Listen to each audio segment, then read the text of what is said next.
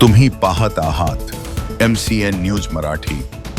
बारामती महिला रुग्णालयास द्वितीय पुरस्कार जाहीर। बाळासाहेब ठाकरे आरोग्यरत्न पुरस्काराने सन्मानित।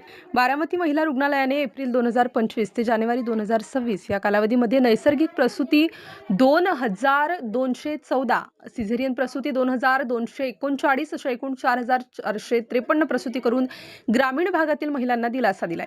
तसेच बाह्यरुग्ण विभाग 37334, आंतररुग्ण विभाग 11625, खाटा आरक्षित प्रमाण 103.96%, मोठ्या शस्त्रक्रिया 2390, लहान शस्त्रक्रिया 2146 करण्यात आल्या आहेत। याकरिता दिवंगत उपमुख्यमंत्री अजित पवार आणि विद्यमान उपमुख्यमंत्री सुनेत्रा अजित पवार यांचे रुग्णालयात आरोग्य सुविधा बळकटीकरणासोबत नागरिकांना दर्जेदार आरोग्य सुविधा उपलब्ध करून देण्याच्या अनुषंगाने वेळोवेळी मार्गदर्शन लाभले आहे।